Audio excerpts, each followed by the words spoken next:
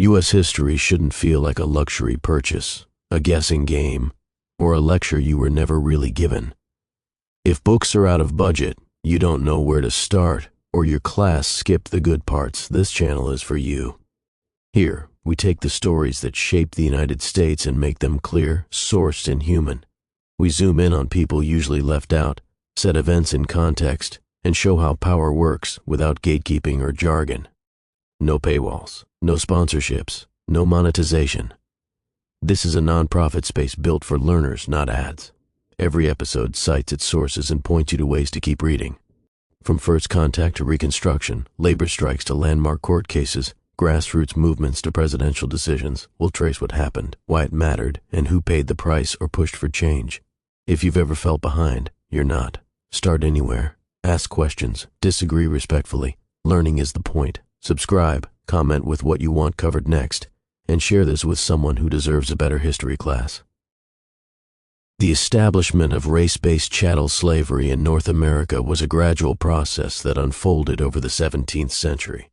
From the first arrival of captive Africans in Virginia in 1619 to the comprehensive slave codes enacted by 1705, English colonies transformed an initially fluid labor system into one of hereditary racial bondage. This essay traces that transformation while providing broader context, the legal codification of slavery in Virginia and Maryland 1640 to 1705, the rich political and social structures of pre-colonial African societies and their own forms of servitude, the myriad ways enslaved people resisted oppression, from revolts to cultural resilience, comparisons between African slavery, European serfdom, and the plantation system, the economic engines of the transatlantic slave trade, and personal testimonies that illuminate individual experiences. Woven together, these strands present a nuanced narrative from the 1619 landing to the entrenchment of a codified slave system in the early 1700s. Slavery in English North America began in practice in August 1619, when a privateer ship, the White Lion, arrived at Point Comfort, Virginia, carrying 20 and odd Negroes seized from a Portuguese slaver. Colonial officials traded food for these captives, and some were brought to Jamestown and sold again. A few days later, a second ship, the Treasurer, sold a handful more Africans in Virginia. These first Africans had been taken from West Central Africa, likely the Angolan region. Many would have been familiar with agriculture, and even Christianity, as Kimbundu speakers from a Catholic-influenced region. Notably, despite their brutal abduction and sale, the status of these early Africans in Virginia was not yet fixed as lifelong slaves. Contemporary records suggest they were initially treated under the rules of indentured servitude rather than perpetual slavery. In fact, some of the first African arrivals, such as Anthony and Mary Johnson, survived their servitude, gained freedom, and even became landowners in the colony. By 1620, the African population in Virginia was about 32, though it declined after 1622 due to disease and an Indian war. For a time, black and white laborers in Virginia occupied a similar legal position, as indentured servants bound for a term of years. Throughout the early decades, the line between servitude and slavery remained murky. White indentured servants were critical to the tobacco economy that Virginia developed after 1612, when John Rolfe's introduction of West Indian tobacco turned the colony into a profitable venture. Both European indentured servants and a small number of African laborers toiled in the tobacco fields. At first, Africans in Virginia could sometimes utilize the same pathways to freedom as their European counterparts after completing a term of service. As late as the 1650s, free people of African descent appear in the records, and black and white workers labored side by side. This relative fluidity is illustrated by the fact that in Bacon's Rebellion of 1676, a massive uprising of Virginia's poor colonists against the elite, enslaved Africans and indentured Europeans united in revolt. Their alliance alarmed the planter aristocracy and foreshadowed changes to come.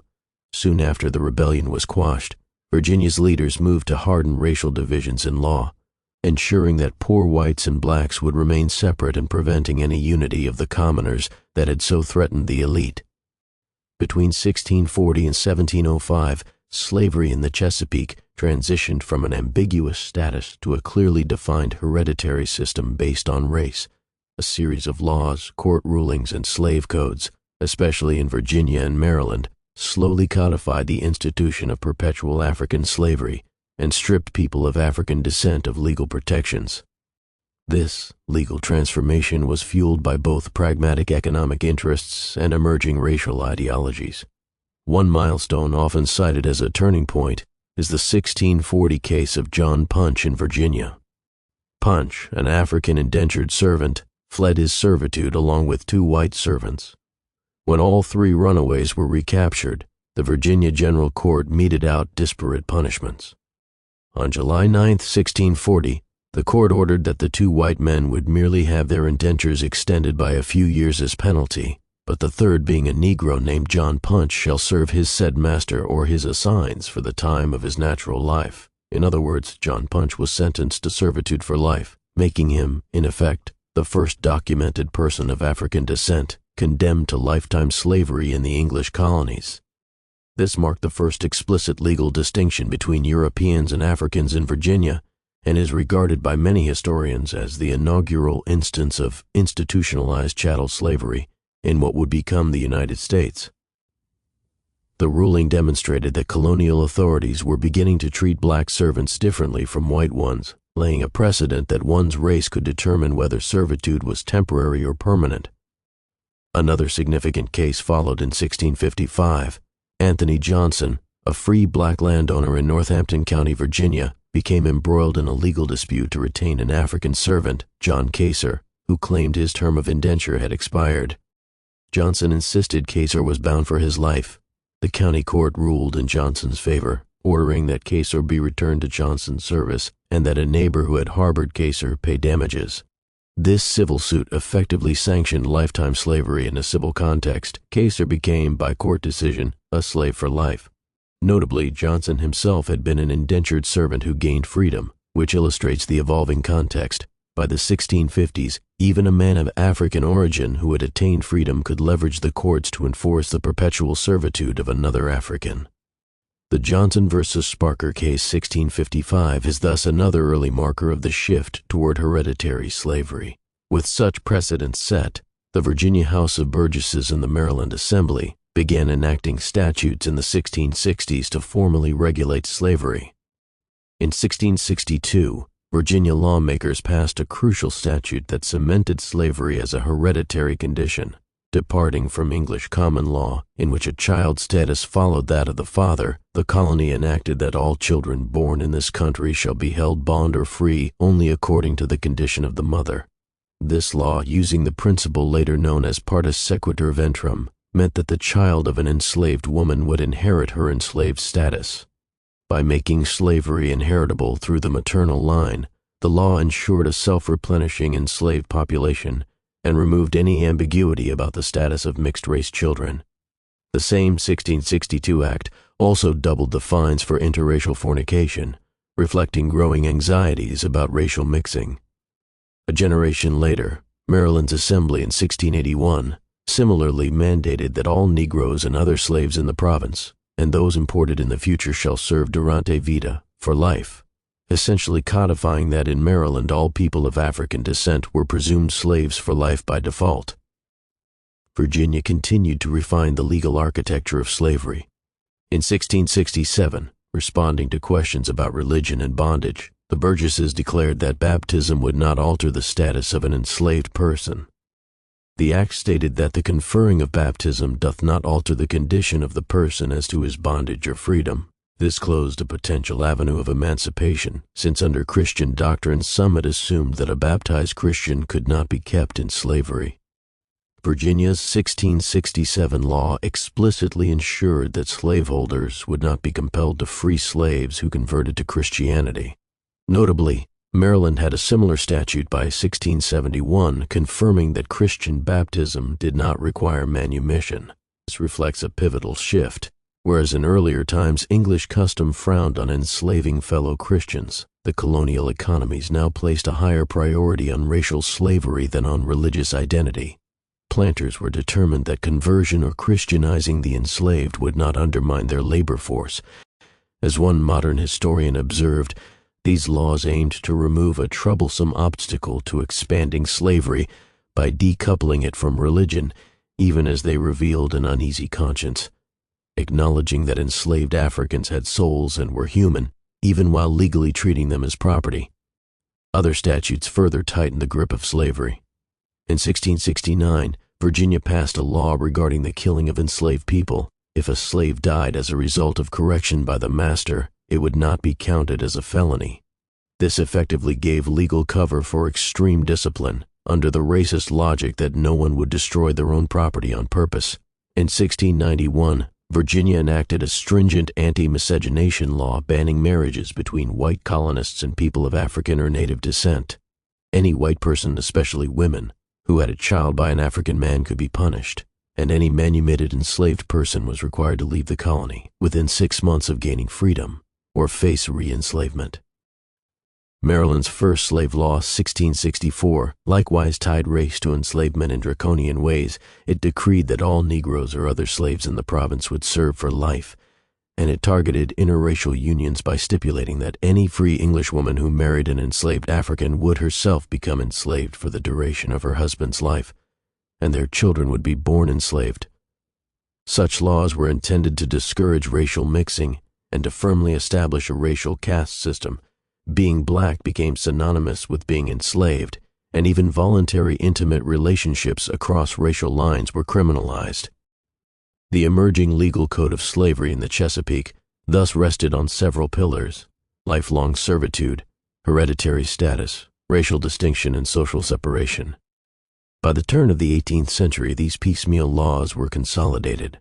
Virginia's slave codes of 1705 represent the culmination of this process. Enacted by the House of Burgesses in 1705, the code compiled earlier statutes and added new ones, comprehensively regulating the interaction between enslaved Africans and the free populace. Under the 1705 code, all non-Christian servants imported into the colony were defined as slaves, even if they converted to Christianity later. It prescribed that enslavers could not be charged with murder for killing a slave in the course of correcting them, institutionalizing impunity for violence. It prohibited people of African Indian or mixed descent, even free individuals, from owning white servants, thereby entrenching a racial hierarchy in law.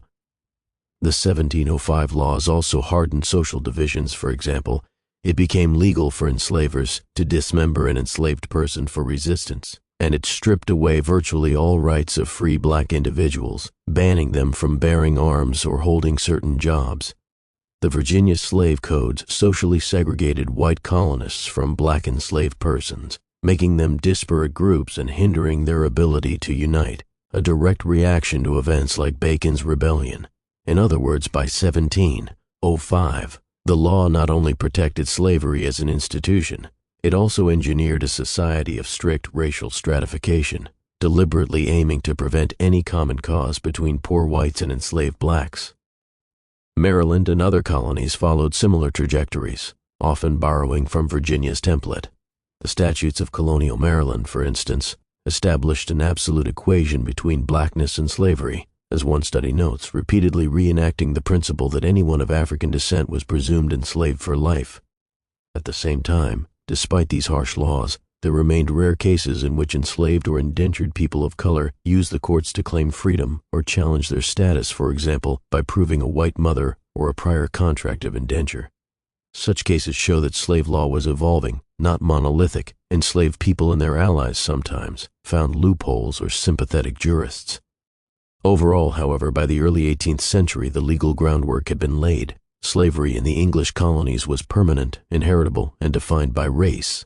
An enslaved African's status was for life. Their children were born enslaved, and English law offered them virtually no personhood. This codification provided the stability and predictability slave owners craved, converting what may have begun as an informal or de facto practice into a fully institutionalized system backed by the colony's highest authorities. To fully grasp the onset of slavery in North America, it is essential to understand the African societies from which millions of captives were taken. Before European contact and the transatlantic slave trade, West and Central Africa were home to a mosaic of kingdoms, empires, and village societies, with sophisticated political systems, vibrant trade economies, and their own forms of servitude or slavery. These African societies were far from the primitive caricatures once portrayed by Eurocentric narratives. In reality, many regions of Africa boasted states and cultures as complex and urbane as any in Europe at the time. In West Africa, great empires rose and fell in the centuries before 1600, fueled by trade across the Sahara and within the continent. The Kingdom of Ghana c. 500 to 1250 CE was one of the earliest known states in West Africa's Sahel region. According to medieval Arab chroniclers, Ghana had a strong monarchy, the King of Ghana, with an efficient bureaucracy, a matrilineal succession system, an army, and lucrative control of the gold and salt trade. Succeeding Ghana, the Mali Empire 13th to 15th century became legendary for its wealth and learning. Under Emperor Mansa Musa, ruled 1307 to 1337, Mali reached its zenith. Musa's famous pilgrimage to Mecca in 1324, with reportedly 60,000 men and 12,000 slaves in his caravan, showcased the empire's vast riches and the presence of slavery as a status symbol long before European influence. Mali's cities like Timbuktu and Gao flourished as centers of commerce, Islamic scholarship, and culture. By the late 15th century, the Songhai Empire, based in Gao, had eclipsed Mali, controlling an even larger swath of West Africa. Songhai's ruler Askia Muhammad, late 15th to early 16th century, continued the tradition of supporting universities and libraries in Timbuktu. These empires maintained diplomatic connections with North Africa and the broader Islamic world, dispelling any notion that Africa was isolated or static. They were integral parts of the Old World economy and intellectual sphere. Along the Atlantic coast and in the forest regions of West Africa, smaller kingdoms and city-states thrived. The peoples of the Gold Coast, modern Ghana, and Slave Coast, Benin, Togo, had dense populations and profitable resources, gold, pepper, ivory, that attracted European traders from the 15th century onward. The Asante Empire emerged in the late 17th century in the forests of what is now Ghana. Asante's political system was notably advanced. 100 years or more before the rise of democracy in North America, the Asante governed themselves through a constitution and assembly, with a powerful king, the Asantehene, balanced by councils of elders. Asante and neighboring Akan states sat astride major trade routes for gold, cola nuts, and eventually slaves, contributing to European nicknames for the region, the Gold Coast, Grain Coast, etc. To the east, in the Bight of Benin, the Yoruba people built city-states like Ife and Oyo, which date back to at least the 12th century. These had urban centers, elaborate kingship rituals, and skilled artisans in ivory and bronze. The Kingdom of Benin, in present-day Nigeria, not to be confused with the modern Republic of Benin, astounded the Portuguese in the 1480s with its great capital city and artistic sophistication. Benin's bronze sculptures are renowned. Central African kingdoms, too, were formidable. The Kingdom of Kongo, for example, had converted to Christianity by 1491 and established close ties with the Portuguese, with its kings such as Afonso I corresponding with European monarchs and attempting to regulate the slave trade. Farther south, the Ndongo and Matamba kingdoms in Angola resisted and negotiated with Portuguese slavers. Queen Zinga of Ndongo, 17th century, is famous for her shrewd diplomacy and guerrilla warfare against the Portuguese. Kinship structures underpinned these African societies. Identities were primarily ethnic and kin-based rather than racial. People saw themselves as Yoruba, Wolof, Igbo, Congolese, etc., divided into clans or lineages. Many West African cultures were organized through extended family networks and age-grade systems. In some societies, especially among the Akan and parts of Angola, matrilineal descent prevailed, meaning inheritance and status passed through the mother's line. In others, like patrilineal Hausa or Islamic societies, through the fathers. Kinship could even determine social roles. For instance, members of certain lineages might be destined for religious or military service. Crucially, the concept of slavery in Africa was linked to this kinship-oriented worldview. Enslaved individuals in Africa were typically considered outsiders, war captives, criminals, or debtors, who were incorporated at the margins of a kinship group. Slavery was a known institution across much of the continent, but it differed in key ways from the race-based chattel slavery that developed in the Americas. In West and Central African contexts, slavery was often a fluid condition. Slaves, often called by terms better translated as captives or servants, could be adopted into the owner's lineage, marry, have families, and even rise to positions of influence in some cases. Enslavement in Africa was not inheritable by default. The children of slaves were not automatically slaves, and it was not specifically tied to skin color or a doctrine of racial inferiority. A person enslaved in an African kingdom might eventually be freed or assimilated, and their legal rights were not uniformly abrogated. As one historical summary notes, an enslaved person in West and Central Africa had a greater chance of becoming free within a lifetime. Legal rights were generally not defined by racial categories, and an enslaved person was not always permanently separated from family networks or familiar home landscapes. This underscores that freedom and slavery in Africa existed on a spectrum more than an absolute binary. Furthermore, many African societies were decentralized or stateless, particularly in regions between the big kingdoms. In such communities, often village republics or confederations of villages, for example, the Egbo in what is now Nigeria or various groups in the Upper Guinea coast, there was no single king or central authority. These societies tended to place high value on consensus in decision-making, and, notably, many of them rejected slaveholding or practiced only mild forms of servitude. Historian Walter Hawthorne has noted that a number of small-scale societies without strong monarchies did not traditionally keep slaves, and only later did the pressures of the Atlantic trade push some of them to start capturing and selling people from neighboring groups. That said, internal slavery and slave trading within Africa long predated the Atlantic trade. African rulers and merchants participated in extensive commerce, including human traffic, across the Sahara Desert and the Indian Ocean. For centuries, West African slaves were sent north to North Africa and the Middle East via camel caravans, the trans-Saharan trade.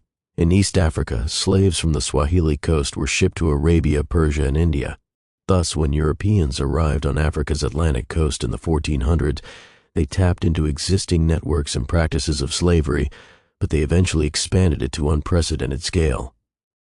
African elites often sold war captives to the Europeans because land in much of Africa was traditionally held in common or was abundant relative to labor. Controlling people labor was a primary way African chiefs and kings built wealth and power. As one analysis explains, in West and Central Africa, political elites owned the products of their kin group's labor, and controlling labor was a greater priority than controlling land. Slaves were one form of labor to control, whether for agricultural work, mining as in some gold mining regions, craftsmanship, or domestic service. However, unlike in the Americas, African slaves were generally not the backbone of production for export plantations, until later, when some states oriented to the Atlantic trade did shift to slave-based plantation economies, such as the Kingdom of Dahomey growing sugarcane for a time. The role of internal slavery in African societies was complex. On one hand, having slaves, often obtained through warfare, could enhance a ruler's status and economic clout. For example, the kings of Dahomey in today's Benin in the 18th century integrated slave raids as part of state policy, even using some captives in royal plantations or as soldiers. On the other hand, because slaves in Africa were usually outsiders without family ties, they could also be seen as a security threat, or as people whose loyalty had to be carefully managed. It is telling that African languages did not necessarily have a single word equating to the English slave. The status of a captive could range from degraded chattel to an adopted junior kinsman. In summary, pre-colonial Africa was politically diverse, economically vibrant, and socially accustomed to slavery, but in forms often distinct from the chattel slavery that Europe and the Americas would impose. African kingdoms had intricate political institutions, from Ghana's ministerial cabinet to Asante's constitutional councils, that refute any notion of institutional backwardness. They traded gold, ivory, salt, and pepper on equal footing with European and Asian economies. Slavery in Africa, while undeniably present and sometimes brutal. For instance, slaves could be sacrificed in some religious rituals or buried with their masters in certain cultures, generally lack the rigid, lifelong, inheritable, and racially defined character it would assume in the New World. Ironically, the very interconnectedness of African societies, their involvement in trade and diplomacy, became a conduit for the Atlantic slave trade.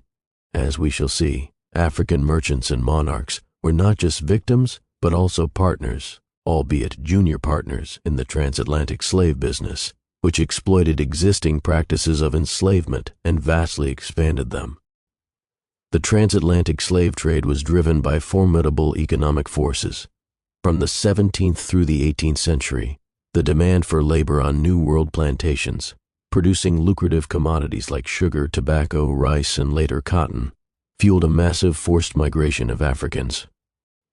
European and American investors, colonial governments, ship captains, and African intermediaries all stood to profit. The result was a sprawling triangular trade linking Europe, Africa, and the Americas in a web of commerce and human lives. Understanding the economics of this trade reveals how slavery became integral to the rise of early capitalism in the Atlantic world. In simple terms, the triangular trade worked as follows. European merchants carried manufactured goods, guns, textiles, metalwares, alcohol, beads, etc., to Africa's coasts. There, these goods were exchanged for enslaved people, typically with African traders or rulers who had captured them in wars or raids, or acquired them through networks extending into the interior. The slaves were then transported in horrific conditions across the Atlantic, the Middle Passage, to the Americas. In the Americas, enslaved Africans were sold for colonial produce, sugar, molasses, tobacco, indigo, and later cotton, which was then shipped back to European markets, completing the triangle. Each leg of this journey had profit margins. European goods were often cheap trinkets or surplus arms, traded for slaves who were sold dear in plantation colonies. The plantation products were in high demand in Europe, sometimes yielding fortunes for merchants and investors. The scale of this commerce was staggering. Historians estimate that nearly 13 million African people were forcibly embarked on slave ships bound for the Americas between the early 1500s and the mid-19th century. About 10 to 12 million survived the voyage to disembark in North and South America and the Caribbean. Millions more died in slave raids or during the brutal march to the African coast. The trade reached its peak in the 18th century. During this era, roughly 60,000 to 100,000 Africans were being transported each year at the height of the trade. As a result, entire regions of Western Europe and North America saw economic booms. Port cities like Liverpool, Bristol, and Nantes grew wealthy on outfitting slave ships and trading slave-grown produce, while cities like Boston, New York, and Newport also profited through rum distilling from Caribbean molasses and the provisioning trade. For European powers such as Britain, France, Spain, Portugal, and the Netherlands, the colonies yielded immense wealth. Plantation slavery turned out enormous quantities of sugar, the oil of its age, as it was the most valuable commodity in world trade by the 18th century, tobacco, coffee, and rice. Much of the early capital accumulation that financed Europe's industrialization can be traced to profits from the slave trade and slave labor. Indeed, growth in Europe took off during the century when the slave trade and overseas slavery reached their greatest scale. British economic takeoff, for example, coincided with Britain's dominance in the slave trade after 1713. Revenues from Caribbean sugar plantations and the Atlantic slave business flowed into British banks, insurance companies, and manufacturers. Entire industries sprang up around slavery: shipbuilding in New England and England, textile manufacturing in Lancashire, to clothe slaves in trade in Africa, and even early consumer goods industries, sugar refineries, rum distilleries, tobacco pipe manufacturing, that relied on slave-produced inputs. There is ongoing debate among historians about the exact degree to which slavery's profits fueled the Industrial Revolution, but there is no doubt that slavery was entangled with the emergence of global capitalism. As one group of economic historians recently concluded, not only did the slave trade generate wealth, but it also shaped the geography of development. Regions of Britain with closer ties to slave economies saw faster industrial growth. The famous Williams thesis, proposed by historian Eric Williams in 1944, argued that profits from the West Indian slave economy provided the startup capital for Britain's Industrial Revolution, and while later scholars have nuanced this claim, modern research finds a strong correlation in many cases between slave wealth and industrial investment. Philosophers and economists of the time were already aware of these links. In Das Kapital 1867, Karl Marx condemned slavery's role in capitalist development, writing that the capital comes dripping from head to foot from every pore, with blood and dirt, needing slavery in the New World as a pedestal for wage labor in Europe. While Marx's phrasing is polemical, it underscores a grim truth. The rise of prosperous modern economies in the Atlantic world was materially supported by the coerced labor of millions of enslaved Africans. The profitability of the trade itself was significant, though varied. A single successful slave voyage could yield profits ranging from 5% to 50%. Contemporary business records indicate that investors were well aware of the risks: shipwreck, disease, slave insurrections, market gluts, but also of the huge returns if things went well. A British slave ship captain or owner often aimed for about a 20% profit on a voyage, which, given the large sums involved, was substantial. For example, a ship might purchase captives in Africa at £3 to £5 worth of goods per person and sell them in the West Indies for £20 to £40 each, prices depending on age, sex, and market conditions. Even after deducting the costs of the voyage and the inevitable mortality, the margins were tempting. Merchants cleverly distributed risk by involving multiple investors in a single voyage, proto-insurance. And by the 18th century, the slave trade was a thoroughly sophisticated commercial system that had drawn in participants across Europe, Africa, and the Americas. As noted by Slavery and Remembrance, by the early 1600s, the trade was so well organized that it hinged on the availability of captives transported to the coast by African traders deep in the interior, forming far-reaching and ever-shifting tentacles of exchange. In other words, it was a truly international enterprise, linking disparate local economies into a single global network of exchange with human lives at its core. Crucially, African actors were integral to the trade's functioning. European ships generally did not venture far inland. Instead, they anchored at the coast or in river mouths and relied on African middlemen and political leaders to supply captives. These African suppliers included coastal merchants, powerful kings, and warlords. As one historian succinctly put it, African partners, including rulers, traders, and military aristocrats, played a direct role in the slave trade, selling slaves acquired from wars or kidnapping to European buyers. Those sold were usually from a different ethnic group than their captors, considered others or enemies, which made it easier for African elites to justify their sale. Some African rulers grew very wealthy and powerful from the slave trade. For instance, King Agaja of Dahomey, ruling 1718 to 1740, expanded his kingdom, in part to control the slave routes. He conquered the coastal kingdoms of Olaudah in 1724 and Wida in 1727, major slave exporting hubs, to monopolize dealings with European traders. Dahomey became a key supplier of captives, often war prisoners from inland, to European forts. Other notable examples include the Asante Empire, whose leaders engaged in slave trading to acquire firearms and luxury goods, and various African merchants known as cabossiers on the Gold Coast, who acted as brokers between European forts and African suppliers. The involvement of Africans was not without coercion and distortion. European demand and the influx of guns incentivized more warfare and raiding, which in turn produced more captives in a vicious cycle. Some African societies, like the Balanta or Jola in Senegambia, actively resisted the slave trade, even moving their communities to evade raiders, but many others became enmeshed in it. The net effect on Africa was catastrophic. Certain areas were depopulated of youth, economic focus shifted from traditional industries to slave raiding, and violence escalated. It's estimated around 2 million Africans died during the Middle Passage alone, and countless more perished in the process of capture and transit on African soil. The continent also lost human capital that could have contributed to its own development. For the colonies in the Americas, however, the survivors of this forced migration represented an abundant labor force that transformed landscapes and economies. The wealth extracted from enslaved labor was plainly visible in the opulence of places like 18th century Saint-Domingue, Haiti, then the world's richest colony due to sugar and coffee, or the social prominence of the plantation planter class in Virginia and South Carolina. Even regions without large slave populations felt the indirect benefits. New England's shipbuilding and rum trades, for example, boomed because of the slave economy in the West Indies. Massachusetts distillers turned Caribbean molasses into rum, which was traded in Africa for more slaves, completing yet another triangle.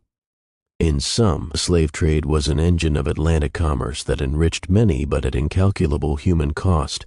It fueled emerging capitalist enterprises by providing both the labor force for commodity production and new markets and investment opportunities. As an authoritative summary notes, exchange, trade, and profits were the engines of the transatlantic slave trade, a trade that yielded profits and bounty for Western Europeans and American colonists on a remarkable scale for nearly 4 centuries. The legacy of this economic system can be seen in the built environment of port cities, the early fortunes of industrial dynasties, and even in patterns of global wealth and poverty. It also set the stage for the entrenchment of slavery in the American South, where cotton would become king after 1800, but the foundations for that future were laid in this 17th and 18th century economic order that made human bondage an international business. Comparative labor systems, African slavery, European serfdom, and plantation slavery. To highlight the uniqueness of slavery as it developed in America, it is useful to compare it to other labor systems, namely forms of servitude in Africa itself and the serfdom that had existed in Europe. Each system, African slavery, European serfdom, and American chattel slavery, had distinct legal and social characteristics, reflecting different economic and cultural contexts. Slavery in Africa, as discussed, was often an extension of kinship and patronage networks. Enslaved people in Africa, whether in West African kingdoms, Islamic societies in the Sahel, or Central African communities, were usually considered dependent persons rather than mere property. While their freedom was curtailed, they retained some personhood. Often they could marry, have families, own some personal property, and occasionally even attain freedom or assimilate over time. Importantly, African slavery was frequently not permanent or hereditary in the rigid sense. A child born to a slave mother might not automatically be a slave, especially if the father was free or if the child was integrated into the owner's lineage. Nor was African slavery racial in concept. It was an equal opportunity condition that could befall anyone via the fortunes of war or debt, and indeed many African societies also enslaved people who were ethnically different neighbors or war captives. It was understood as a misfortune or status one might fall into, rather than an innate condition of a whole race. Furthermore, African slaves were rarely the sole labor force for large-scale agriculture until the Atlantic trade increased the scale of slaveholding in some coastal states. More commonly, slaves worked alongside free family members of their owners on a smaller scale, although there were cases of chattel-like treatment. For instance, some African owners did sell and trade slaves externally. As in the trans-Saharan trade, the general pattern in many regions was that slaves were gradually incorporated into the society over generations. As noted, an enslaved person in Africa had a higher chance of eventual freedom or assimilation compared to an enslaved person on a New World plantation. The relative flexibility of African slavery, however, should not romanticize it. Enslaved people in Africa could suffer harshly and were definitely exploited, but it underscores that the complete commodification of people, treating them strictly as property without rights, reached its extreme in the Americas. Serfdom in Europe was another form of unfree labor, superficially similar to slavery but fundamentally different in structure. Medieval and early modern serfs in countries like England, France, or Russia were peasants bound to the land owned by a lord.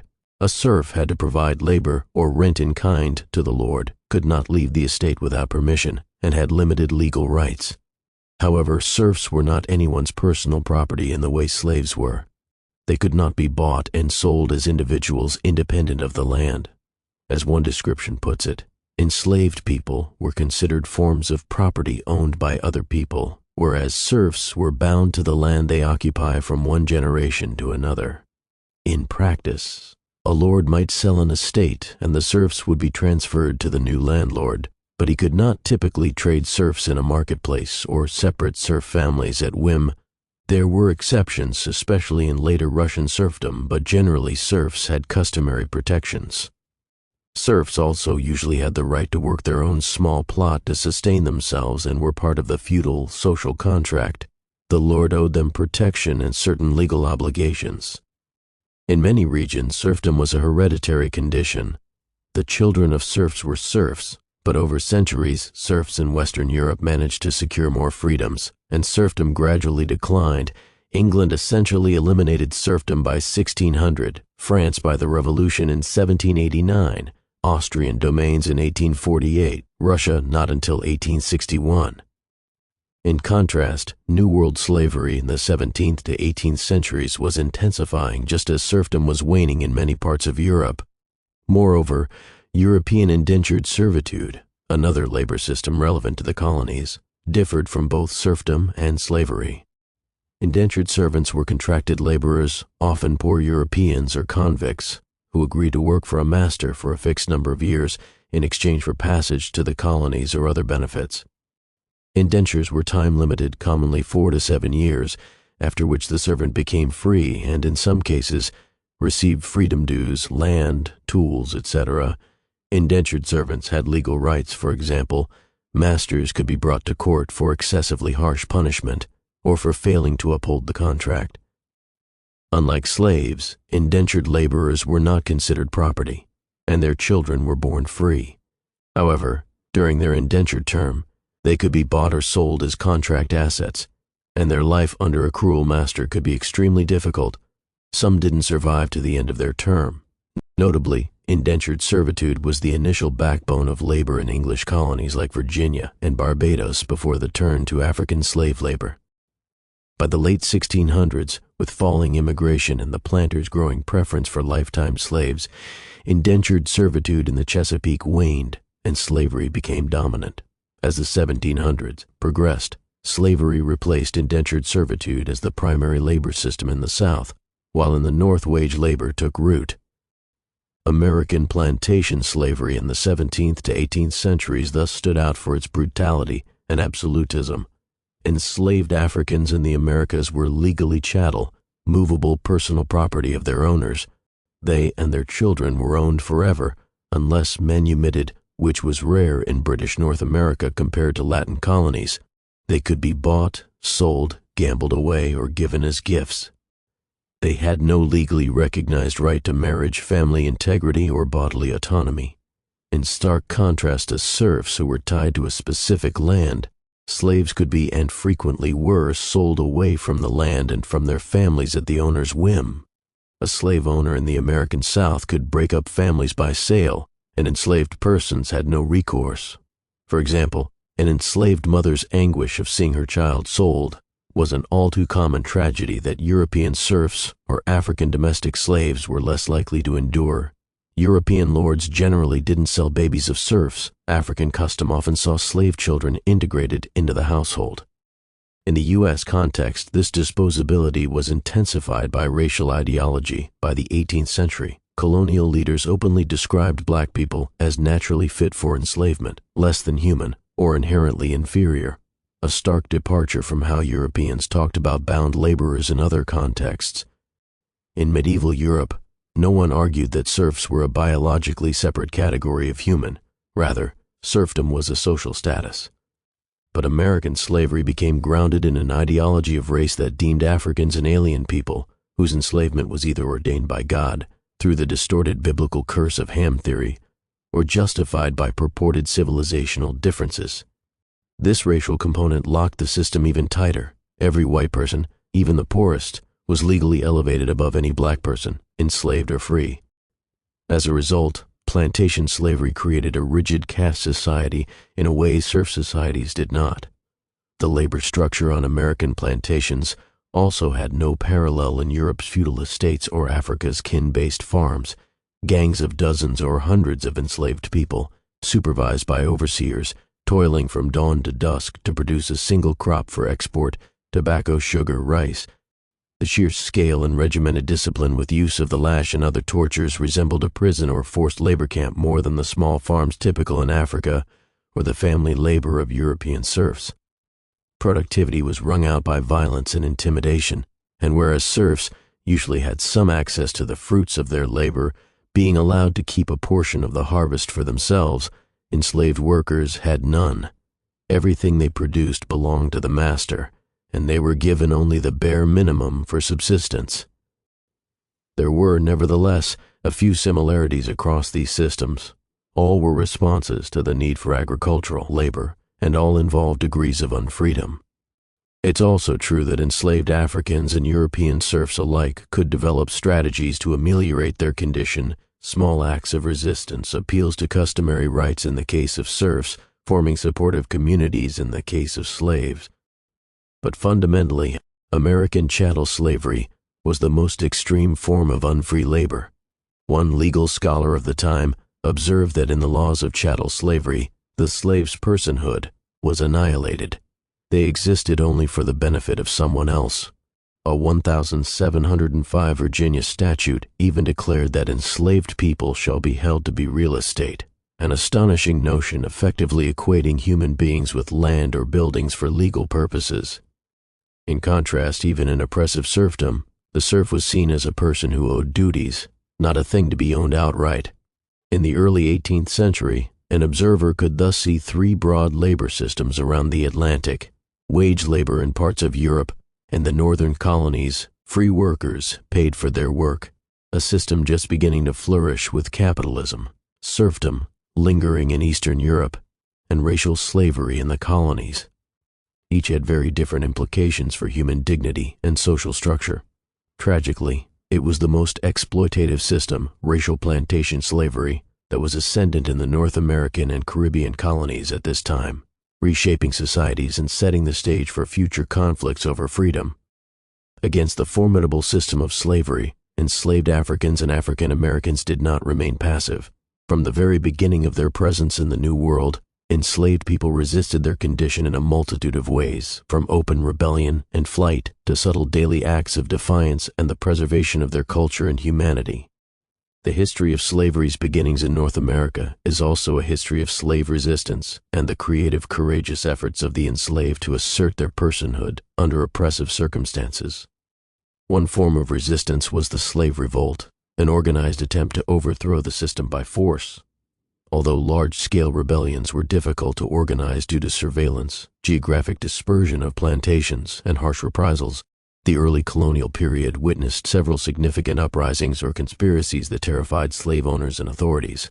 In 17th century Virginia, even before slavery was fully codified, there were rumors of plots. For example, in 1663, a group of white indentured servants and black slaves in Gloucester County allegedly conspired to rebel for better treatment, though they were betrayed and the plot foiled. After the transition to a mostly enslaved labor force, rebellions grew in frequency. In 1708, a slave revolt in Newton, Long Island was suppressed with violent force. In 1712, about 24 enslaved Africans in New York City rose up, armed with hatchets and guns, and killed 9 white colonists before being subdued. In retaliation, authorities executed more than 20 rebels in gruesome fashion, burning some alive as a warning. This New York slave revolt of 1712 was one of the earliest significant uprisings in the English mainland colonies. It demonstrated both the desperation of the enslaved and the severe brutality of the slaveholding society's response. A few decades later, in 1739, the Stono Rebellion in South Carolina became the largest colonial slave revolt. A group of enslaved men, many from the Kingdom of Kongo, and thus familiar with military tactics, seized weapons, attacked several plantations along the Stono River, and attempted to march toward Spanish Florida seeking freedom. They were eventually intercepted by the militia. Most were killed in battle or executed after, and the rebellion was crushed. In the aftermath, South Carolina imposed even stricter codes, the 1740 Negro Act, to limit slave mobility, assembly, and education, fearing future revolts.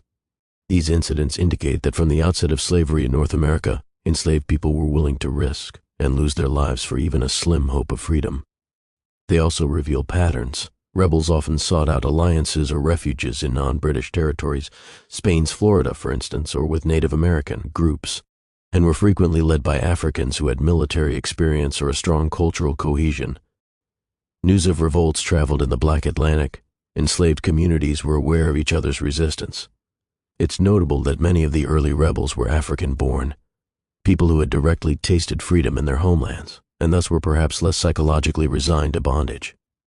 For example, some of the Stono rebels were said to shout "liberty" in Portuguese, suggesting they had heard of promises of freedom by the Spanish or retained memories of more autonomy in Africa. Rebellions were brutally suppressed, but they caused colonial legislatures to panic regularly. Plantation societies lived in constant fear of slave uprisings, given that in some colonies enslaved people outnumbered whites. South Carolina by 1708 had a black majority.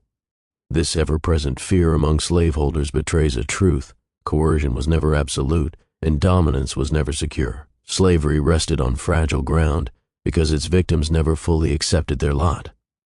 Another powerful form of resistance was escape. Enslaved individuals and groups frequently fled from their owners, despite the risks of harsh punishment or death if caught. Runaways or maroons, from the Spanish word cimarron, meaning wild or untamed, created challenges for the slave society in every colony. In the southern colonies, the geography of swamps, forests, and frontier lands provided cover. Some escapees did so temporarily, hiding out for a few days or weeks, lying out as a form of protest or to bargain for better conditions. Others attempted the dangerous journey to free territories. For instance, after 1687, Spanish Florida became a known refuge. Spain, in an effort to destabilize the English, promised freedom to any enslaved person from British colonies who reached Florida and accepted Catholicism. This policy led dozens of enslaved Africans to flee southward from the Carolinas and Georgia. In 1738, the Spanish even established Gracia Real de Santa Teresa de Mose, Fort Mose, a fortified free black town near St. Augustine, Florida, populated by formerly enslaved men and women who had escaped from British colonies. There, black militiamen under Captain Francisco Menendez, himself an escapee from South Carolina, helped defend Florida against English attack. The existence of Fort Mose, the first legally sanctioned free black community in what is now the United States, was a testament to the possibilities of freedom through flight and international rivalries. In remote hinterlands, maroon communities formed. These were settlements of runaway slaves, often in swamps, mountains, or frontier areas beyond effective colonial control.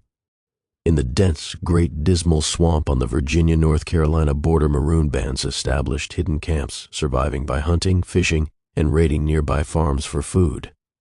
Maroons also lived in the backcountry of South Carolina and Georgia, sometimes allying with Native Americans. Notably, among the Seminole Indians in Spanish Florida, and later U.S. Florida, a significant population of black runaways, the so-called Black Seminoles, integrated and built communities, farming and fighting alongside the Seminoles against U.S. forces in the 19th century.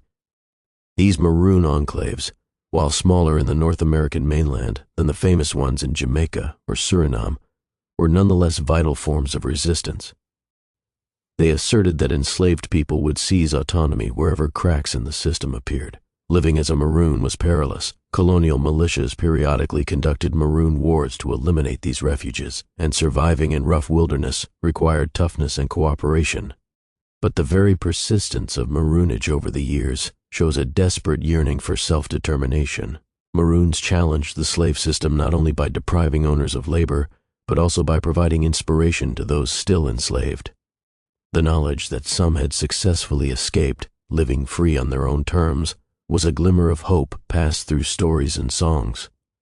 Maroon communities also preserved more of African ways of life, since they were freer to organize themselves culturally. As one account of maroon life notes, away from plantations, maroons could more freely share, retain, and adapt various African traditions and cultures, developing Creole languages and unique practices outside white surveillance. Indeed, some maroons in places like Jamaica were reported to use African languages, and their leaders, like Jamaica's Queen Nanny, invoked African spiritual beliefs to unite people. In North America's maroon stories, one sees similar threads. For example, the Gullah people of the coastal Carolinas and Georgia, many of whom are descendants of semi-autonomous plantation communities, retained strong African linguistic and cultural traits, due in part to geographic isolation. Not all resistance was dramatic or overt. In fact, the more common forms of resistance were subtle and continuous, woven into everyday life on plantations and in colonial households. Enslaved Africans found countless ways to assert agency and inflict small blows to the system, working slowly, feigning illness, accidentally breaking tools, or misplacing items were common tactics to resist exploitation. Through such everyday sabotage, slaves could reclaim a modicum of control over their own labor, Owners complained of slaves who were unruly or indolent, not realizing or not admitting that this was often a deliberate form of protest rather than innate laziness. Sometimes daily resistance took the form of theft, stealing food, liquor, or valuables from the master. While slave owners saw this as criminal, enslaved people often saw it as justly taking back the fruits of their labor or supplementing their harsh rations. Another, everyday act of resistance was the deployment of deception and wit. Slaves would use what later came to be called putting on olmasa, meaning feigning ignorance or incompetence when it suited them. They developed a hidden transcript of jokes, songs, and stories that mocked their oppressors behind their backs. An example of this encoded resistance is found in African American folklore. The character of Brer Rabbit, Brother Rabbit, in slave folktales, is a small, seemingly powerless creature who outwits bigger animals like the fox or bear. These popular tales derive from West and Central African trickster stories such as Anansi the spider or the hare, gave enslaved people a covert way to celebrate cleverness triumphing over brute strength. As folklorists note, these folk stories gave hope to enslaved people, suggesting that folk spirits would liberate them from slavery. In the Brer Rabbit stories told by slaves in the South, one can read a subtext of the enslaved the small rabbit outmaneuvering the master the larger adversary, a symbolic resistance in narrative form. Perhaps the most far-reaching form of daily resistance was the preservation of culture and creation of a new African American identity, which inherently defied the slaveholders' attempts to dehumanize them. By maintaining African traditions in music, dance, religion, healing, language, and family, enslaved people resisted the cultural obliteration slavery intended. For instance, they crafted musical instruments reminiscent of Africa, drums, banjos, derived from West African banjars, rattles, and gourds.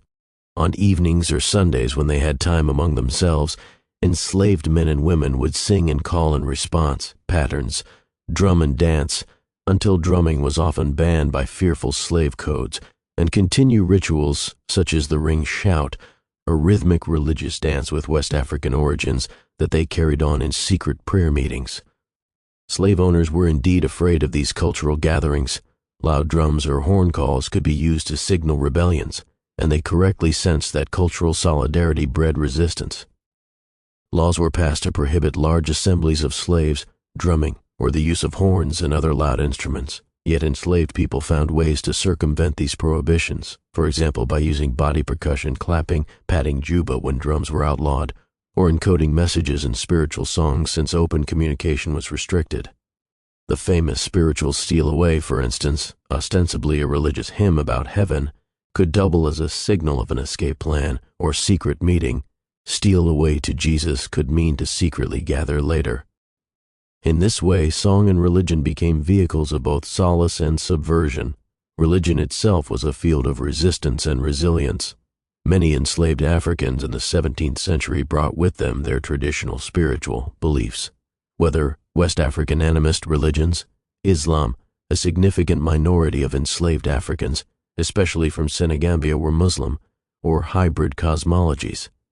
Over time, most enslaved people in North America were exposed to Christianity through missionary efforts or their master's religion, but they did not swallow Christianity whole in the way masters might have wanted. Masters hoped religion would make slaves obedient. Instead, they often reinterpreted Christianity in the light of their own yearnings for freedom. They identified with the Hebrews enslaved in Egypt and seized on biblical messages of equality and deliverance.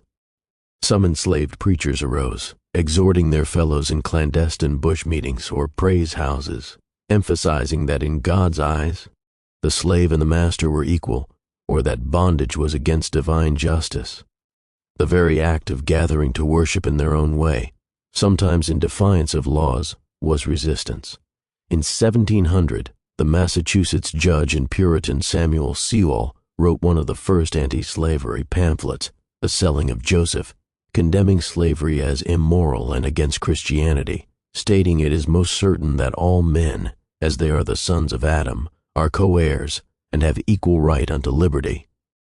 While Sewall was a rare voice among the colonial elite, enslaved people themselves had long been reaching similar conclusions by reading the Bible or hearing its verses. They internalized a liberation theology that would quietly underpin resistance for generations. In some cases, religion inspired more direct resistance. For example, the 1730 Stono rebels invoked Christian ideas. Some rebels were Catholics from Kongo, even as they fought violently for freedom. Finally, a critical aspect of resistance was the maintenance of family and community bonds under slavery. Slave owners deliberately tried to weaken family ties, for example, by selling family members separately to prevent solidarity. But enslaved people strove to form families, marry informally or in the few cases legally, and raise children, even knowing they could be torn apart. Women especially bore the brunt. They suffered sexual exploitation by owners, yet many slave women resisted dehumanization by nurturing their families and kin, acting as culture bearers who passed down African lullabies, taught children survival skills, and kept memories alive. The slave quarters at night, beyond the gaze of the master, became spaces where a semblance of normal life, laughter, love, storytelling, mourning the dead, could persist. This in itself was resistance. It was a way of saying that despite enslavement, we are still people, we have our own life. In conclusion, enslaved Africans and their descendants employed a spectrum of resistance strategies, from bold insurrection to the quiet weapons of the weak.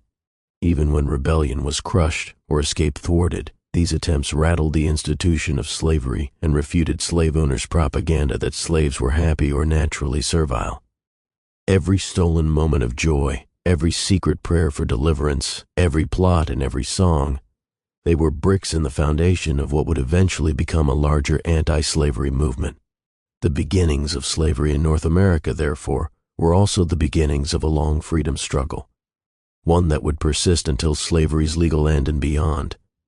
To truly comprehend the lived experience of slavery's beginnings, one must turn to the words of those who experienced it firsthand. A number of personal testimonies from the late 17th and early 18th centuries, and related accounts documented later, provide rare insight into the transatlantic voyage, the auction block, the plantation routine, and the moral reckonings of the era. Excerpts from such narratives and documents bring a human dimension to the statistics and laws discussed above. Olaudah Equiano, also known as Gustavus Vasa, was an African who was enslaved in the 1750s, a bit later than the period of this essay's focus, and later wrote an autobiography published in 1789. His account is one of the fullest descriptions of the Middle Passage from an African perspective. Equiano recalls the terror and misery of being packed in a slave ship's hold as a child. Describing the moment the ship was fully loaded off the African coast, he wrote, "The stench of the hold was so intolerably loathsome that it was dangerous to remain there for any time. The closeness of the place and the heat of the climate added to the number in the ship, which was so crowded that each had scarcely room to turn himself, almost suffocated us.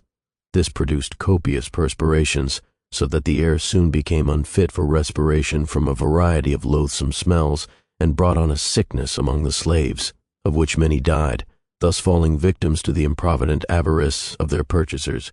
The shrieks of the women and the groans of the dying rendered the whole a scene of horror almost inconceivable." Equiano's vivid language, scene of horror almost inconceivable, conveys the atrocious conditions, suffocating heat, fouled air from perspiration and excrement, people chained in their own filth, disease spreading, women screaming and people dying next to those who remained. His testimony confirms contemporary reports from ship logs. Mortality during the Middle Passage averaged about 15%, with higher spikes in epidemics. For the victims, the voyage was a nightmare of degradation. Equiano also notes being forcibly separated from family. He and his sister were kidnapped together but soon torn apart, illustrating the traumatic fracturing of families that began in Africa and continued in American markets. While Equiano eventually purchased his freedom and became an abolitionist in England, most enslaved people in the 1600s to 1700s could not record their stories. However, some slave ship captains and observers left records that inadvertently corroborate the slave suffering. Captain Thomas Phillips, who commanded the Hannibal in a 1693 to 1694 slave voyage, wrote candidly about the toll of disease. "The Negroes are so vulnerable to the smallpox that few ships that carry them escape without it, and sometimes it makes vast havoc and destruction among them," he remarked, after losing many of his human cargo to an outbreak. Phillips, despite being a participant in the trade, showed glimmers of pity. He described how some Africans drowned themselves rather than live enslaved, and mused on the cruelty of the business. In one oft-cited passage, he compared the hardship of being a slaver to other difficult labors. No gold finders can endure so much noisome slavery as they do who carry Negroes, for those have some respite and satisfaction, but we endure twice the misery. His use of the word slavery to describe the seaman's lot is telling. If the crew experienced misery, what of the captives in the hold? The fact that crew members themselves suffered, many sailors died on slaving voyages too, underscores the lethal environment on these ships, albeit it was a suffering far less indifferently than that of the enslaved Africans.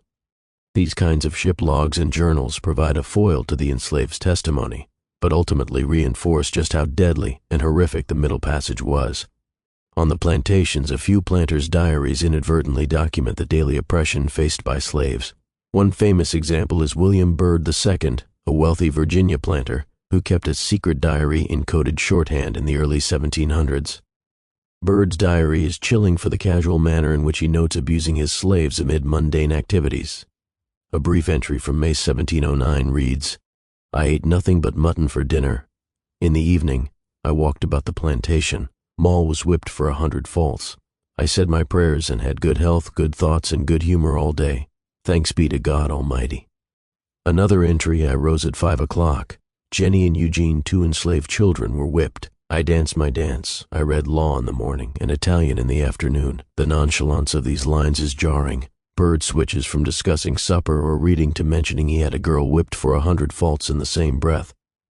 The violence is treated as routine, a mere footnote to his day. Such personal records from slave owners reveal how normalized brutality had become in slave societies. A person could sincerely thank God for a good day's mood right after torturing a fellow human being. They also highlight the power imbalance. Moll, Jenny, and Eugene's perspectives are lost to us, but in Byrd's terse mention we glimpse their pain. These diary entries corroborate what enslaved people later recounted: frequent flogging, sometimes for trivial reasons or none at all, and that even children were not spared. The dehumanization is stark. Slaves are named but not treated as fully human in Byrd's moral universe. Yet paradoxically, Byrd praying at the end of a day of abuse hints at the cognitive dissonance and moral blindness that slavery instilled in owners. On the other side, we do have a few early voices of conscience among the colonists. One such voice was Judge Samuel Sewall of Massachusetts. In The Selling of Joseph 1700, Sewall laid out a denunciation of slavery on religious and natural law grounds. He wrote, "Originally and naturally, there is no such thing as slavery," invoking the story of Joseph in the Bible who was sold by his brothers, an act Sewall likened to the colonists spying Africans. Sewall asserted that all humans are co-heirs as sons of Adam, equally entitled to liberty. He also took on the common justifications, point by point, against the argument that enslaving Africans was permissible because Africans themselves had wars and sold captives. Sewall responded, "An unlawful war can't make lawful captives, and by receiving them, we are in danger to promote and partake in their barbarous cruelties." In other words, he recognized African slave raids were often unjust, and that buying those captives implicated the buyers in the injustice. Sewall's pamphlet was not widely heeded by his contemporaries, and tellingly, another Bostonian, John Saffin, wrote a rebuttal defending slavery as ordained by God. Yet The Selling of Joseph stands as an early anti-slavery treatise in America, one that used personal moral reasoning to critique a system that was becoming entrenched. Sewall's writings give us a window into the fact that even at slavery's beginnings, there were those who questioned it. His plea that the benefits from slave labor could never justify the human cost. It may be a question whether all the benefit received by Negro slaves will balance the account of cash laid out upon them. And for the redemption of our own enslaved friends out of Africa, he wrote, resonates today as a stark moral calculation. Finally, there are recorded oral histories and interviews collected much later, in the 18th or 19th centuries, of people who were either enslaved or eyewitnesses to slavery in its earlier form. An example is the account of Ayuba Suleiman Diallo, known as Job Ben Solomon, a Senegalese Muslim who was enslaved and brought to Maryland in 1731, but later gained his freedom and returned to Africa. Diallo's memoir, published in 1734 in London, described how he was captured and his shock at the Christian justifications for slavery. Or take the stories of early black New Englanders like Britton Hammond or Venture Smith, who both published narratives in the late 1700s, recounting their lives from African childhood, in Smith's case, through slavery to freedom. These voices, while few, help corroborate key elements: the trauma of capture, the harsh labor and punishments in the colonies, but also the indomitable will of individuals to seek freedom and assert their humanity. Venture Smith, for instance, endured brutal masters in Rhode Island and Connecticut, yet by sheer perseverance he bought his own freedom and that of his family by the 1760s, later reflecting with pride on owning the fruits of his labor. His narrative reveals the long memory of an African-born man who never forgot he was unjustly enslaved and who painstakingly reversed his condition. In collating these personal testimonies, from an African child on a slave ship to a slave ship captain, to a pious New England judge, to a cruel Virginia planter, to freedmen who told their tales, we gain a multifaceted understanding of early slavery. The voices of the enslaved, like Equiano, cry out about the inhumanity of the system in visceral detail. The voices of the enslavers, like Byrd, inadvertently lay bare the psychology of domination and the casual cruelty that the system engendered. And the voices of critics like Sewall show that the immorality of slavery was visible to some even then, planting intellectual seeds that would much later help abolish the institution. These individual voices remind us that the history of slavery is not only about statistics or laws, but about real people, those who suffered, those who inflicted suffering, and those who stood by or spoke out. Conclusion: by 1705, North American slavery had evolved from a tentative foothold into a fully codified institution. In 1619, a few dozen Africans arrived in Virginia under ambiguous status. By the early 18th century, the laws of colonies like Virginia and Maryland had permanently bound Africans and their descendants to servitude, and a thriving transatlantic trade was feeding an insatiable demand for enslaved labor. The legal codification of slavery between 1640 and 1705 transformed slavery from a condition that some individuals fell into, like indentured servitude gone awry, into a rigid racial caste, ensuring that almost every person of African descent could be presumed a slave for life. This development was not inevitable. It was driven by conscious decisions of lawmakers and planters who chose to prioritize economic gain and social control over any nascent moral qualms. Yet the story of slavery's beginnings is not one of passive acceptance by those enslaved. The African men, women, and children who were uprooted and forced into bondage did not surrender their humanity. Drawing on strengths from their homelands, whether it was the memory of a proud kingdom, a cherished song, or a resilient faith, they resisted and adapted. They fought back in big ways and small, and in doing so, they forged a new Afro-Atlantic culture that would endure and enrich the Americas. They also exposed the contradictions of a society that professed English liberty and Christian piety while holding human beings in chains. Slavery's establishment in North America was a process replete with paradoxes and dark truths. European colonists, some of whom had themselves fled serfdom or persecution, imposed an even harsher fate on Africans. Colonial laws that spoke of rights and English freedoms simultaneously denied basic justice to the enslaved, and a fledgling economy built on ideals of opportunity and prosperity for Europeans was fundamentally propped up by the unrequited toil of Africans. By about 1705, the narrative arc traced in this essay reaches a grim culmination. A codified slave system firmly in place, poised to expand over the 18th century. The beginnings of slavery in North America thus set the stage for centuries of expansion, but also, inevitably, for centuries of resistance, debate, and eventual abolition. The early 1700s laws sought to make slavery permanent, but in doing so they also galvanized an enduring struggle for freedom that would eventually undo what those laws created.